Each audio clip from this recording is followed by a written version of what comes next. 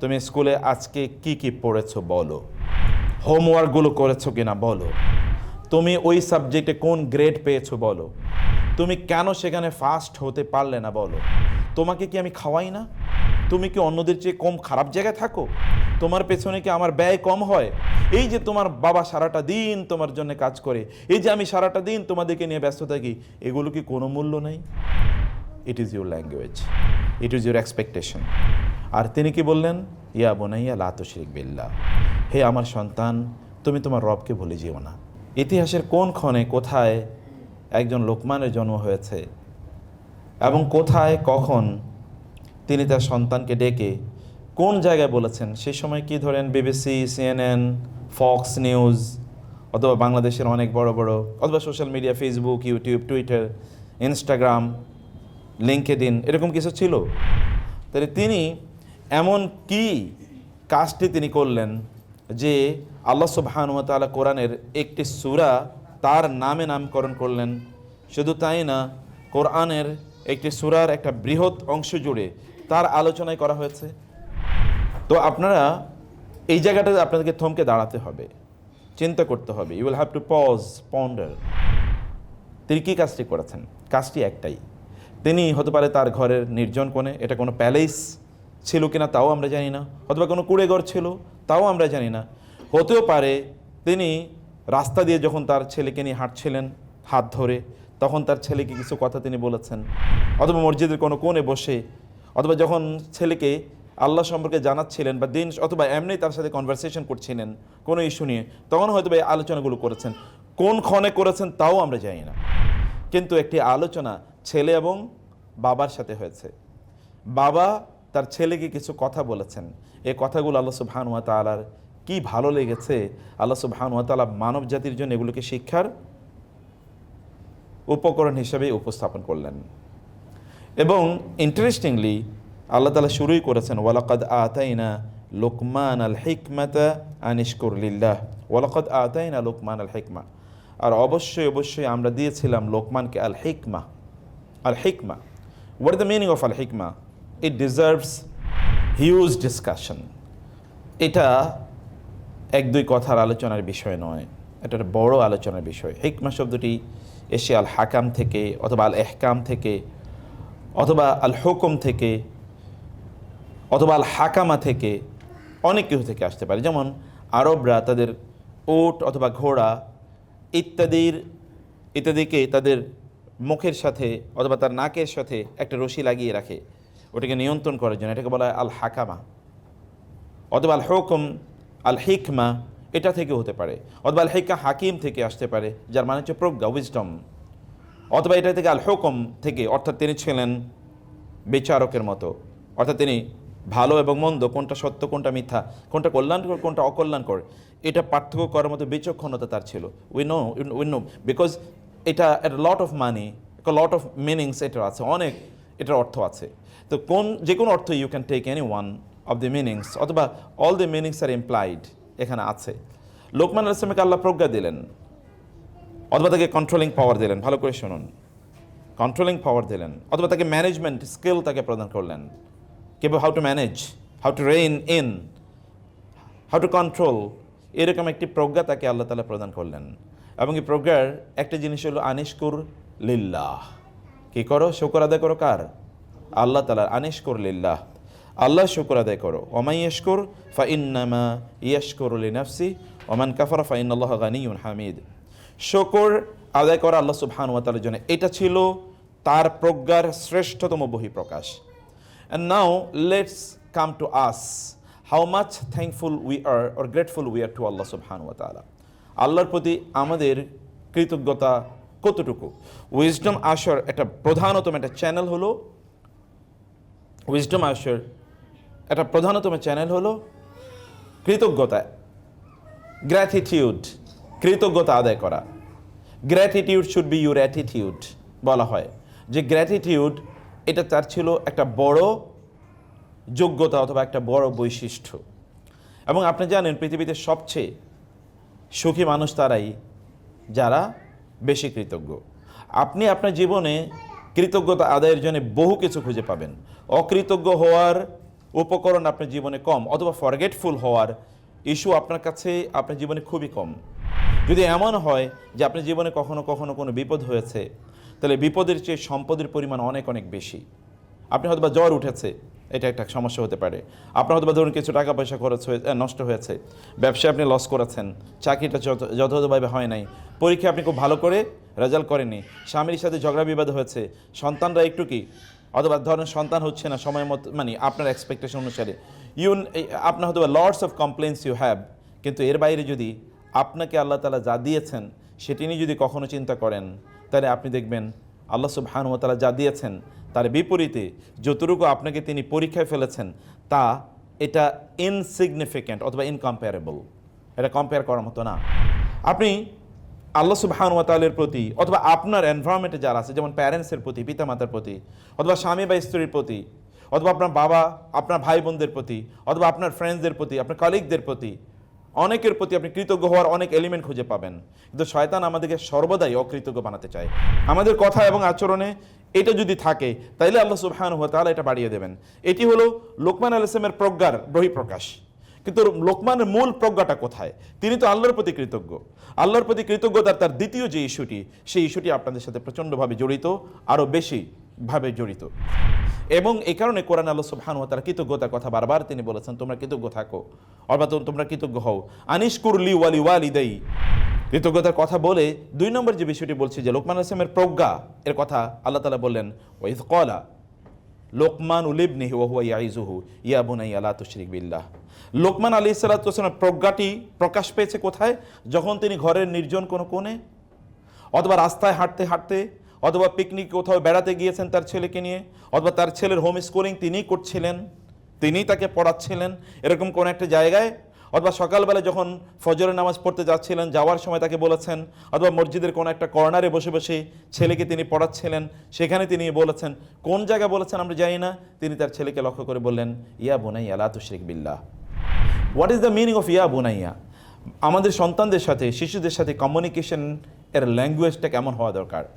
It is to be soft and, এটা একদিকে কোমল হতে হবে এবং লাভিং হতে হবে, যার মধ্যে ভালোবাসার ইচ্ছাটা থাকবে, ভালোবাসার উচ্চারণ সেখানে থাকবে।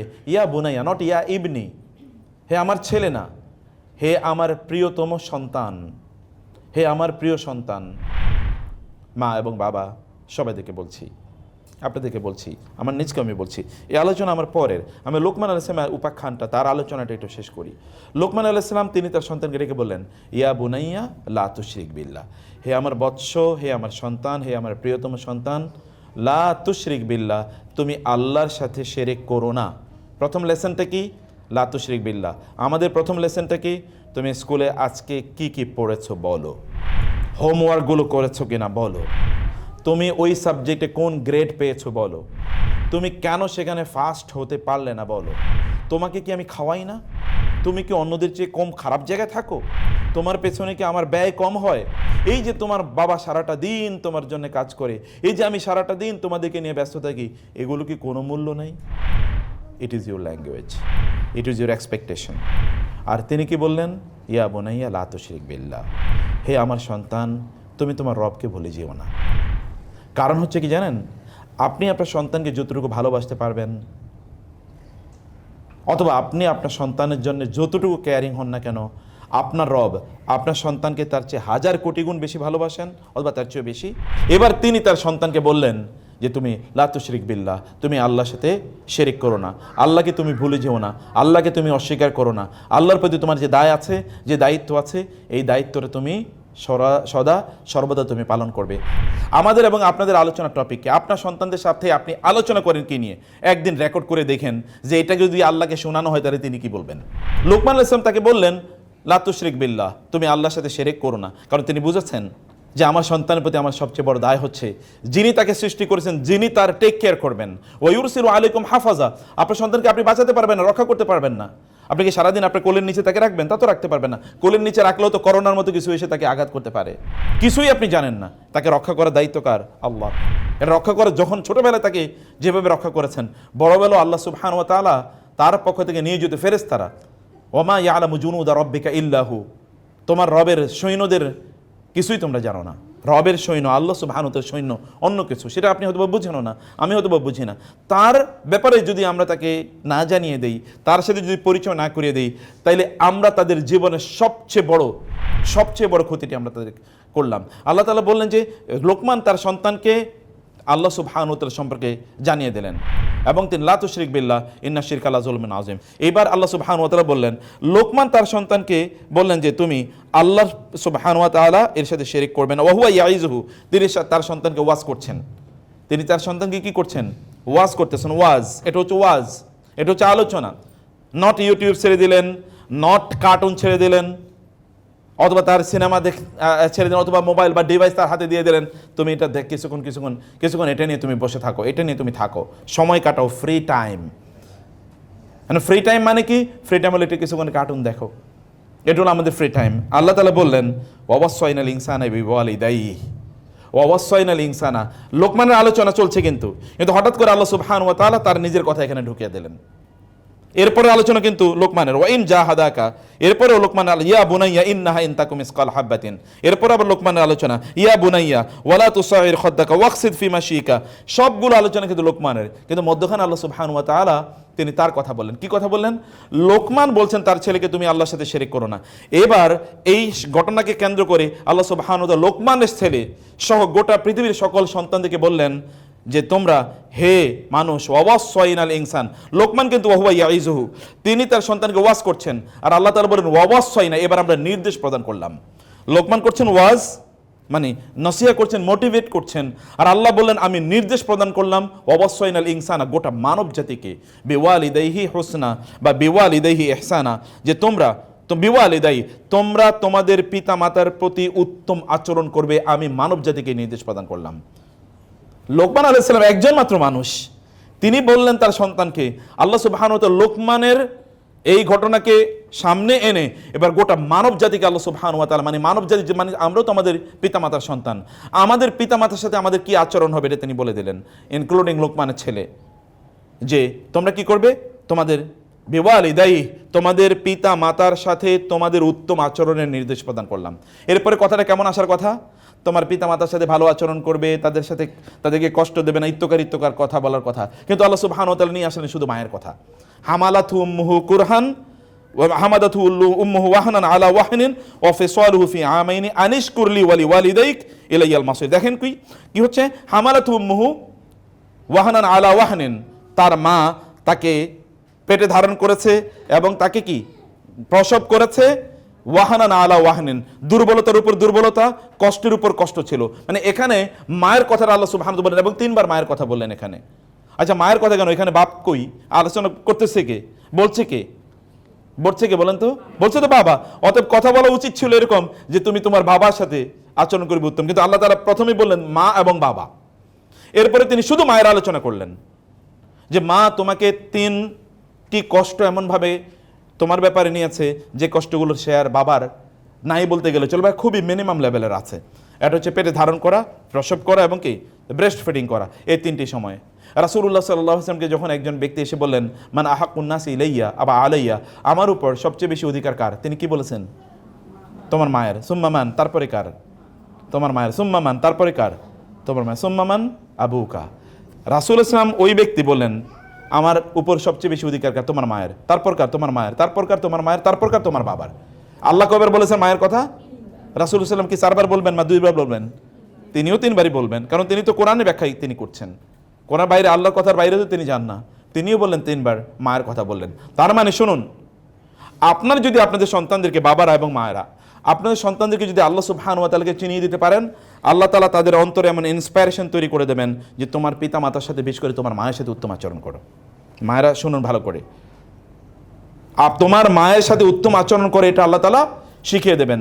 এবং আমি আমার জীবনে দেখেছি, জীবন ভর আমি দেখেছি, অথবা গোটা জীবনে মানব জাতির যত মানুষের, সফল মানুষের, বিশেষ করে আমি ইসলামিক পার্সোনালিটির কথা বলি, সফল মানুষদের জীবনে পড়েছি, যারা তাদের মায়েদের প্রতি যত অনুগত ছিলেন, আল্লাহ তাআলা তাদেরকে এই দুনিয়াতে তত বেশি সম্মান প্রদান করেছেন। আবার বলি, যারা তাদের মায়েদের প্রতি যত অনুগত ছিলেন, আল্লাহ সুবহানাহু ওয়া তাআলা দুনিয়াতে তাদের সম্মান তত বাড়িয়ে দিয়েছেন। আখিরাতে তার রয়ে গেছে, দ্যাট ইজ প্রিজার্ভড। কারণ হচ্ছে আল্লাহ তাআলা মায়ের কথা কয়বার বলেছেন, রাসূল কয়বার বলেছেন? 3 বার বলেছেন। অতএব 3 টাইমস। সেখানে যদি আমরা কল্যাণ উত্তম আচরণ করার কথা যদি বলি, তাহলে সেটা 3 টাইমস, বাবার চেয়ে সেটা 3 গুণ কমপক্ষে বেশি। এরপরে আল্লাহ তাআলা বললেন যে তোমার মায়ের বিষয়টা তোমার বেশি, স্পেশালি তোমার মা। এখানে মায়ের কোনো আলোচনা আছে বলেন তো? মা কিচ্ছু বলছে? মা তার মায়ের নামও তো আপনি জানেন না। বলেন তো লোকমানের স্ত্রীর নাম কি? লোকমানের ছেলের নাম কি বলেন? কই, আমরা তো কিছুই জানি না। তার ছেলের নামও জানি, তার ওয়াইফের নামও জানি না। কিন্তু আল্লাহ সুবহানাহু ওয়া তাআলা লোকমানের তার সন্তানকে লক্ষ্য করে তিনি বললেন পৃথিবীর সকল মানুষদেরকে যে তোমাদের মায়েদের প্রতি তোমরা অনুগত থাকবে, তাদের প্রতি ইহসান প্রদর্শন করবে। এরপরে আনিশকুরলি ওয়ালি ওয়ালিদাইকা, আমার কৃতজ্ঞতা আদায় করবে এবং পিতামাতার কৃতজ্ঞতা আদায় করবে। দেখেন তো, আল্লাহর কৃতজ্ঞতা এবং পিতামাতার কৃতজ্ঞতাকে আল্লাহ তাআলা প্যারালালি রাখলেন, একই লাইনে রাখলেন। এরকম না যে ওই এটা প্রথম লাইন এটা দ্বিতীয় লাইন, এরকম না, একই লাইনে রাখলেন। পিতামাতার এবং আমার দুজনের প্রতি তোমরা কৃতজ্ঞ থাকবে। এই কৃতজ্ঞতার এরপরে লোকমান আলাইহিস সালাম তার সন্তানকে আরও কিছু নাসিহা প্রদান করলেন। নাসিহার মধ্যে সেখানে সালাত আছে, সেখানে অন্যান্য জিনিসগুলো আছে। আমি অতটুকু আলোচনায় আর যাচ্ছি না। আমি বলছি যে আমাদের প্রাইম বা আমাদের প্রধান 1 নাম্বার দায়িত্ব তো হচ্ছে আমাদের সন্তানদেরকে তাদের রবের সাথে পরিচয় করিয়ে দেয়া, তাদের রবকে যেন কোনো অবস্থায় তারা না ভুলে যায়।